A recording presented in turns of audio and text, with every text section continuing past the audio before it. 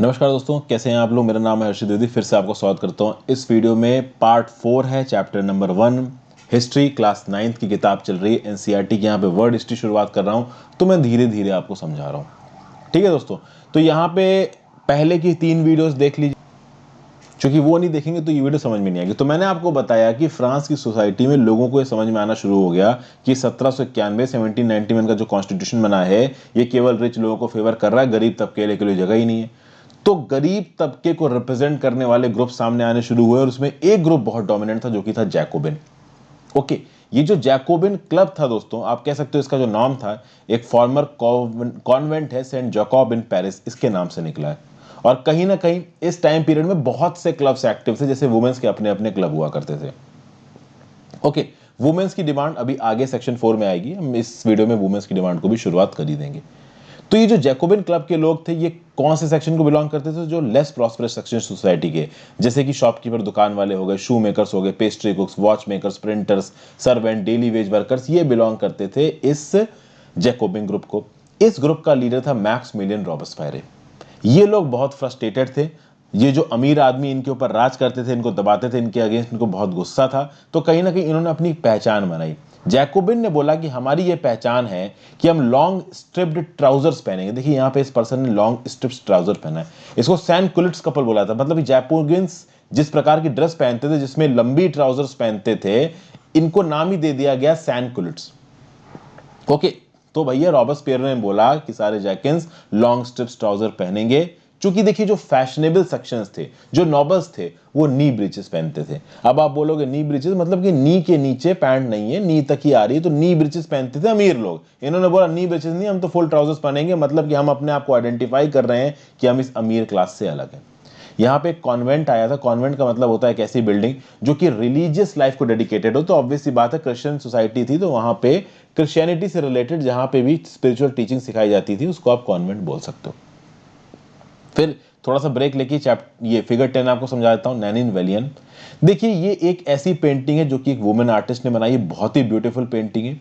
इस beautiful painting में एक चीज दिखाई जा रही है कि रेवोल्यूशनरी इवेंट्स के दौरान वुमेन अपने राइट्स की तरफ बहुत प्रोएक्टिव हुई और वुमेन सामने आने लगी, अपने राइट्स को डिस्प्ले करने लगी। बहुत सारे पेंटर्स के साथ मिलकर वुमेन्स पेंटिंग सीखने लगी। उनकी पेंटिंग्स को सैलॉन सैलॉन मतलब एक ऐसा एग्जीबिशन जो हर 2 साल में एक बार होता था, वहां पे सैलॉन में वुमेन्स की पेंटिंग को डिस्प्ले किया जाने लगा। यहां पे एक फीमेल एलेगरी है लिबर्टी, यानी फीमेल के लिए क्या मतलब है इंडिपेंडेंस का, वो यहां पे बताने की कोशिश की जा रही है। तो ये लाल टोपी क्या दिखा रही है आपको? ये लाल टोपी दिखा रही है एक फ्री इंसान। मैंने बताया था ना कि फ्रेंच रेवोल्यूशन का जो यूनिवर्सल डिक्लेरेशन था, उसमें क्या मतलब था? यूनिवर्सल डिक्लेरेशन में ये लिखा था कि जिसने फ्रेंच टोपी खरीदी मतलब वो फ्री हो चुका है। फिर ये universal declaration of human rights, जहां पे सबके राइट्स लिखे हुए हैं।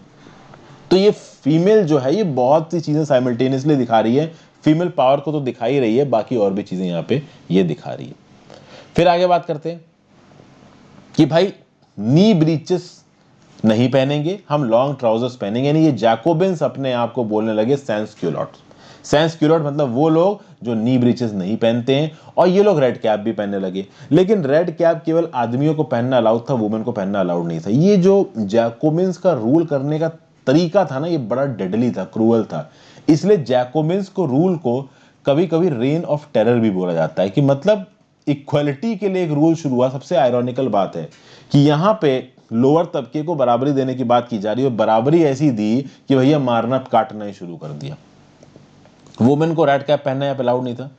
1792 में जैकोबिन्स ने एक इंसरेक्शन प्लान किया। इंसरेक्शन मतलब एक आर्म्ड रिबेलियन, एक ऑर्गेनाइज्ड रिवॉल्ट। तो जो बहुत सारे पेरिस शहर के लोग थे, उनको बहुत गुस्सा था कि उनके पास जो सप्लाईज थी गेहूं धान की, वो आ नहीं पा रही थी। फूड के दाम बहुत ज्यादा बढ़े हुए थे। तो 10 अगस्त की सुबह सुबह वो पैलेस ऑफ द ट्यूलरीज में घुस गए। वहां पे किंग के गार्ड को उन्होंने मार दिया और किंग को हॉस्टेज बना लिया बहुत सारे घंटों के लिए। बाद में असेंबली ने वोट किया कि रॉयल फैमिली को जेल में डाल दो। देखिए, नेशनल असेंबली भी अब तक जैकोबिन से डरने लगी थी। नेशनल असेंबली थर्ड स्टेट के जो अमीर लोग थे, उन्होंने डोमिनेट कर रखी थी। जैकोबिन्स का क्या बोलना था कि भैया ये थर्ड स्टेट के अमीर लोगों ने सब कुछ डोमिनेट कर रखा है, इनको इनकी कुर्सी से हटाना है। तो सबसे पहले तो राजा को बंदी बनाया। जब राजा को बंदी बनाया और उनके बच्चों को, रॉयल फैमिली को, तो भाई असेंबली ने भी बोला कि भाई ये जो गरीब तबका ऊपर उठ रहा है नीचे की तरफ से, जैकोबिन्स, इनको खुश करने के लिए काम करते हैं, इस राजे को जेल में डलवा देते हैं। और अब इन सब चीजों के बाद एक नियम कानून निकला कि 21 साल से ऊपर का कोई भी आदमी होगा, उसके पास वेल्थ हो ना हो, उसको वोट डालने का अधिकार मिलेगा। याद रखिए, वुमेन को अभी भी वोट डालने का अधिकार नहीं मिला है। फिर ये बोला गया कि नए इलेक्शंस होंगे, नए इलेक्शन कराए गए, और अब नए इलेक्शन बन के जो असेंबली आएगी उसको नाम दिया गया कन्वेंशन। 21 सितंबर 1792 1792 को मोनार्की को अबॉलिश कर दिया गया और फ्रांस को रिपब्लिक डिक्लेयर कर दिया गया। रिपब्लिक का मतलब क्या होता है? इंडिया की रिपब्लिक है। रिपब्लिक का मतलब ये होता है कि जो आपका हेड ऑफ द स्टेट है, जो आपका लीडर है, वो इलेक्टेड हो। जैसे इंडिया एक रिपब्लिक है, मतलब इंडिया के जो प्रेसिडेंट है वो इलेक्टेड है, वो भले ही इनडायरेक्टली इलेक्टेड है, लेकिन ब्रिटेन एक मोनार्की है, वहां की जो शाही खानदान का राजा है वही किंग रहेगा। ओके, हालांकि नाम के लिए है, ताकि तो उसके पास कुछ नहीं है, बट किंग तो है ना। इंडिया में ऐसा कुछ नहीं है। तो रामनाथ कोविंद जी, अब्दुल कलाम साहब, ये सब हमारे यहाँ पे जो प्रेसिडेंट है इंडायरेक्टली इलेक्ट होकर अलग अलग बनते हैं, इसलिए हम रिपब्लिक हैं। ओके, तो republic is that form of government where people elect the government including the head of the government. ठीक है, तो भाई कोई भी हेरिडिटरी मिनॉरिटी नहीं होती रिपब्लिक में। अब आप यहां पे देखिए दोस्तों, लुई 16 की अब तक हालत खराब हो चुकी थी। लुई 16 को ट्रीजन से देखा जाता था, ट्रीजन के लिए चार्ज किया गया। ट्रीजन मतलब कि अपनी कंट्री को धोखा देना, अपनी गवर्नमेंट को धोखा देना। देखिए, ये बात तो सबको पता थी कि लुई 16 ने प्रशिया के राजा के साथ मिलकर, ऑस्ट्रिया के राजा के साथ मिलकर, और भी जो यूरोपियन कंट्रीज थी जहां पे मोनार्की है, उनके राजा के साथ मिलकर ओवरथ्रो करने की कोशिश की constitutionally elected, democratically elected government को। तो लोगों को गुस्सा तो था ही लुई 16 पे। ठीक है, तो लुई 16 के ऊपर इल्जाम लगाया गया ट्रीजन का। 21 जनवरी 1793 को लुई 16 को publicly place D la Concorde में एग्जीक्यूट कर दिया गया, गिलिटीन कर दिया गया। और उसके साथ साथ क्वीन मैरी एंटोनिट, ये पागल उनकी वाइफ थी, ना किंग के पास बुद्धि थी, चलो किंग के पास थोड़ी बुद्धि मान लो, तो इनकी वाइफ के पास बिल्कुल ही बुद्धि नहीं थी।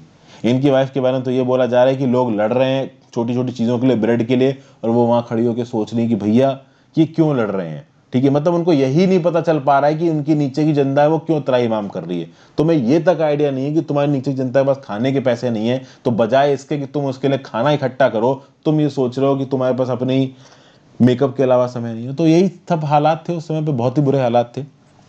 तो बुरे हालात का खतरनाक ही होता है, गुलेटिन कर दिया, उड़ा दिया। और अब आएगा रेन ऑफ टेरर। 1793 में पब्लिकली, मतलब एक राजा जब निकलता था भैया, सब उसके सामने, प्रजा उसको पब्लिक के सामने गुलेटिन कर दिया। ठीक है, लुई किंग्स के डायनेस्टी, लुई डायनेस्टी के राजा जाने कब से राज कर रहे थे फ्रांस में। फिर आएगा रेन ऑफ टेरर। 1793 से लेकर 1794 तक चलेगा रेन ऑफ टेरर।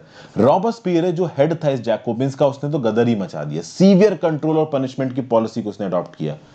उसको ये लगा कि जो भी उसके अगेंस्ट बोल रहा है, या जो भी पहले थोड़ी भी रॉयल पोजीशन पे बैठा था, वो उसका दुश्मन है, वो डेमोक्रेसी का दुश्मन है। वो खुद ही डेमोक्रेसी नहीं ला रहा था, तो जितने भी एक्स नोबल हैं, क्लर्जी हैं, पॉलिटिकल पार्टी के मेंबर्स हैं, इवन उसकी खुद की पार्टी के मेंबर्स, अगर वो जरा भी कुछ बोलेंगे तो पहले तो उनको अरेस्ट किया जाएगा, बहुत तेजी से जेल में डाला जाएगा, एकदम से रेवोल्यूशनरी ट्राइब्यूनल आएगा, आधे घंटे के लिए मिलेगा और सजा सुना दी जाएगी, इसको मार दो, और फिर उसको गिलोटीन कर दिया जाएगा। आप देखते हैं गिलोटीन क्या होता है। अगर आप बीच में देखिए दोस्तों, ये आपको गोला गोला सा दिख रहा है इस वुडन फेयर में। ये गोला गोला में आधी लकड़ी ऊपर उठ जाती है, ये बीच का ब्लेड जो है ना, आपकी गर्दन इसमें फंसा देंगे, ऊपर से ब्लेड कस के नीचे आएगा। ओके, ये ऊपर आपको ब्लेड भी दिख रहा है, वो ब्लेड कस के नीचे आएगा और आपकी पूरी की पूरी गर्दन उड़ा देगा। मतलब कि बहुत ही क्रूअल तरीका था ये गिलोटीन। इन दो लकड़ियों के बीच में आपकी गर्दन फंसाएंगे, ऊपर से ब्लेड आएगा, गर्दन उड़ जाएगी आपकी, खत्म। एक झटके में पता ही नहीं चलेगा कि हुआ क्या। बॉडी अलग, सर अलग, हो सकता है माइक्रो सेकंड्स के लिए दिमाग काम करे क्या हुआ, लेकिन सब खत्म। तो ये गिलोटीन एक ऐसा डिवाइस था। इसका नाम गिलोटीन क्यों पड़ा? क्योंकि डॉक्टर गिलोटीन ने इसको इन्वेंट किया था। सोचिए दोस्तों, कितने बुरे हालात थे।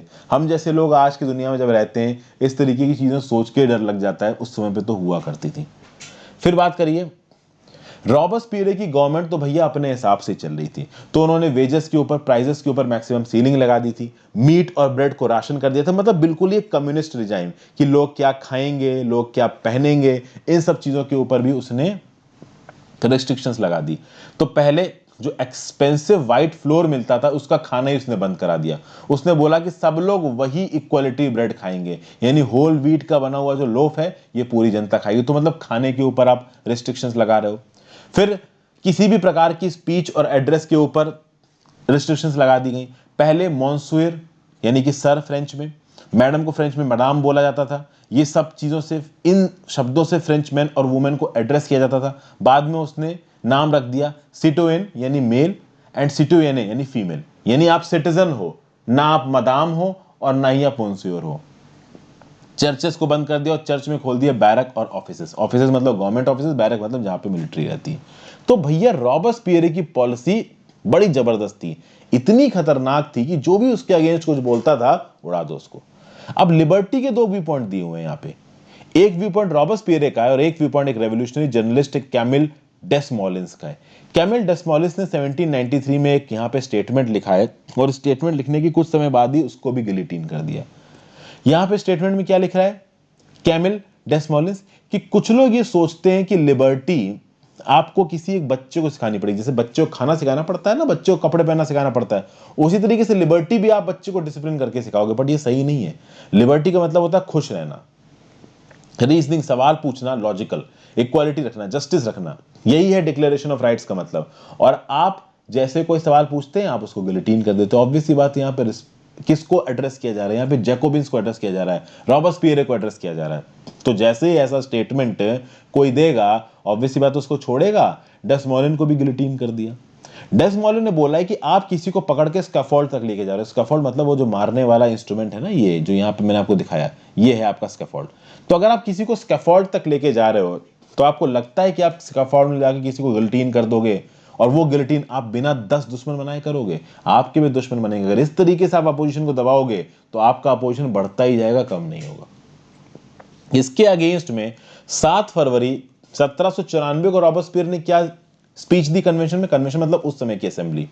उसने बोला कि देखिए, अगर इस्टेब्लिश करना है डेमोक्रेसी को और कंसोलिडेट करना है डेमोक्रेसी को, तो हमें कॉन्स्टिट्यूशनल लॉज लाने हैं और कॉन्स्टिट्यूशनल लॉज के लिए हमको लिबर्टी लानी है और इसके लिए हमको टिरैनी को हराना है। तो जितने भी ये पुराने राजे महाराजाएं थे इनको मारना है, जो भी गवर्नमेंट के अगेंस्ट बात कर रहा है उसको मारना है।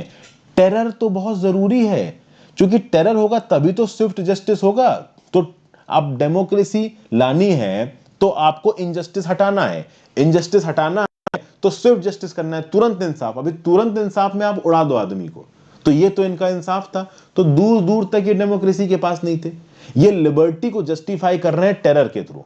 अभी लिबर्टी को कभी भी टेरर के थ्रू जस्टिफाई नहीं किया जा सकता है, बट रॉबस्पियर कर रहे हैं, बहुत दिन तक किया।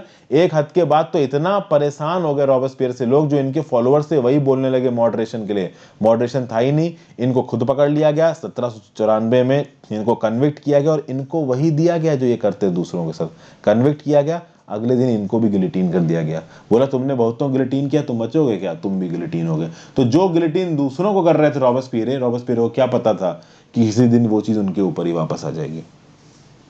फिर यहां पे देखिए, ये एक बड़ी ग्रैंड सेटिंग नजर आ रही है आपको। ये रेवोल्यूशनरी गवर्नमेंट जो बनी थी आपकी फ्रांस में, देखिए जब भी कोई गवर्नमेंट बनती है, गवर्नमेंट का एक एम होता है कि भाई लोगों का सपोर्ट हमारे पास रहे। अभी लोगों का सपोर्ट अगर गवर्नमेंट के पास नहीं तो गवर्नमेंट कैसे राज करेगी। तो यहां पे ये जो रेवोल्यूशनरी गवर्नमेंट थी वो इस तरीके के पॉम्पस तरीके से, देखिए गवर्नमेंट के लोग ऊपर खड़े हैं पॉम्पस तरीके से मिलिट्री डिस्प्ले करके, यहां पे देखिए बाहर लोग खड़े हैं, ये बाहर वाले लोग अंदर देखने कुछ हो रहा है। तो बेसिकली यहां पे एंशिएंट ग्रीस और रोमन के, कहते हैं ना कि बिल्कुल एक्स्ट्रावेगेंट और लग्जूरियस पुराने चीजों को दिखा के यहाँ पे लोगों के सपोर्ट को खींचने की कोशिश की जा रही है फेस्टिवल्स के द्वारा। क्योंकि लोगों को लग रहा है कि ग्रैंड चीजें मनाएंगे, फेस्टिवल्स मनाएंगे, लोग देखने आएंगे, खुश हो जाएंगे। तो भैया भीड़ में अक्सर कर ये क्या इस तरीके के फेस्टिवल्स मनाए जाते हैं ताकि रेवोल्यूशनरी गवर्नमेंट खुश हो पाए। लेकिन जब जैकोबिन जैसा राज होगा, रॉबस्पियर जैसा राज होगा, कौन ही खुश होगा। तो अब आप देखो जैकोबिन के अंदर रॉबस्पियर की बहुत चलती, तो एक पर्सन का रूल डेंजरस होता है। तो अब ये समझ में आया कि जैकोबिन गवर्नमेंट गिर गई है तो हमको भैया एक पर्सन का नहीं मल्टीपर्पज रूल होना चाहिए, तो डायरेक्टरी रूल करेगी फ्रांस को। तो क्या बोला गया, जब जैकोबिन गवर्नमेंट गिरी तो वेल्डेर मिडिल क्लास डोमिनेंट हुई, वेल्डेर मिडिल क्लास के पास पावर आई, नया कॉन्स्टिट्यूशन लाया गया और नए कॉन्स्टिट्यूशन में नॉन प्रॉपर्टी सेक्शंस को वोट देने की ताकत नहीं दी गई। जैकोबिन्स के राज के समय पे हर इंसान जो 21 साल से बड़ा था उसको वोट करने की ताकत दी गई थी, फिर से उनसे वोट करने की ताकत छीन ली गई, केवल अमीर लोग ही वोट कर सकते हैं। और यहाँ पे 2 इलेक्टेड लेजिस्लेटिव काउंसिल्स बनाई गई। इन्होंने एक डायरेक्टरी अपॉइंट की जिसमें 5 मेंबर्स होंगे। ये डायरेक्टरी रिस्पॉन्सिबल होगी लेजिस्लेटिव काउंसिल में। तो 5 मेंबर होंगे तो होगा क्या कि डायरेक्टरी कलेक्टिवली रूल करेगी, एक आदमी के पास ज्यादा ताकत नहीं रहेगी। तो जैकोबियंस में रॉबस्पियर के हाथ में सारी ताकत थी, यहाँ पे ऐसा नहीं होगा। लेकिन ये डायरेक्टरी लेजिस्लेटिव काउंसिल से लड़ती रहती थी, तो कभी कभी लेजिस्लेटिव काउंसिल बोलती थी डायरेक्टरी वाले तुम लोग निकलो। तो पॉलिटिकल अनस्टेबिलिटी बहुत थी, डायरेक्टरी के भी राज में पॉलिटिकल स्टेबिलिटी नहीं थी, और यहां पे एक एफिशिएंट रूलर की जरूरत थी। और वो एफिशिएंट रूलर निकल के आएंगे हमारे Napoleon Bonaparte, the great military dictator. भाई नेपोलियन बोनापार्टे ने जो किया है ना, आज की डेट में भी वो एडवांस्ड लगता है। उस समय पे 1790 के फ्रांस में 90s में 1790s में जो नेपोलियन बोनापार्टे कर गया, आज की डेट में हमारी सरकार जब वो करती है ना तो प्रोटेस्ट होने लगते हैं। इस लेवल का इंसान था, इस लेवल की उसकी फॉरवर्ड थिंकिंग थी नेपोलियन बोनापार्टे की। बहुत एफिशिएंट रूलर था, लेकिन कहीं ना कहीं वो एक डिक्टेटर था, डेमोक्रेसी को लाने वाला पर्सन नहीं था। तो नेपोलियन बोनापार्टे ने यूरोप को हिला के रख दिया और फ्रांस की ताकत को इतना बढ़ाया ना, इसको हम लोग आगे देखेंगे। ओके भाई, आगे चलते हैं। Did women have a revolution? Women की बात की जाए, यहां पे हमने वुमेन की अलग से बात नहीं की, यहां पे शुरू करते हैं। देखिए, वुमेन इन्वॉल्व थी फ्रेंच रेवोल्यूशन में शुरुआत से। फ्रेंच सोसाइटी में चेंजेस की जरूरत थी और वुमेन को पता था कि यही एक तरीका है जिससे हम अपनी लाइफ को इंप्रूव कर सकते हैं। जो थर्ड स्टेट की वुमेन थी वो काफी परेशान थी, उनको अपने घर भी संभालने थे, हस्बैंड बच्चों सबको संभालना था। तो फ्लावर्स बेचना, फ्रूट्स बेचना, वेजिटेबल्स बेचना, ठीक है, कपड़े धोने का काम, डोमेस्टिक सर्वेंट्स की तरह दूसरों के घरों में जाके काम करना, ये सब करती थी। और थर्ड स्टेट की जो वुमेन थी ना, उनके पास पढ़ाई के लिए भी एवेन्यूज अवेलेबल नहीं थे। केवल जो नॉबल्स की बेटियां हुआ करती थी, अमीर आदमियों की, राजाओं, राजे रजवाड़ों, नोबल फैमिली की जो बेटियां हुआ करती थी, केवल उनको पढ़ने को मिलता था। थर्ड स्टेट की लेडीज को पढ़ाई वगैरह की परमिशन नहीं थी। ये वर्किंग वुमेन भी थी, इनको बहुत बहुत काम करना पड़ता था। तो जब फ्रेंच रेवोल्यूशन आया तो वुमेन को लगा कि भैया यही एक मौका है जब हम अपने लिए नियम कानून, कुछ राइट्स मांग सकते हैं। और यहाँ पे इन्होंने भी अपने राइट्स माने। बहुत सारे वुमेन क्लब उभर के आएंगे पूरे फ्रांस में, बहुत सारी मार्चेस निकाली जाएंगी। कहीं ना कहीं फ्रेंच रेवोल्यूशन में जब राजा के अगेंस्ट में बवाल हो रहा था, प्रोटेस्ट हो रहा था, वुमेन उस प्रोटेस्ट में एक्टिवली पार्टिसिपेट कर रही थी। इस चैप्टर को अगली वीडियो में टेकअप करेंगे और अगली वीडियो में इस चैप्टर खत्म कर देंगे। Thank you for watching friends, have a great day, good bye.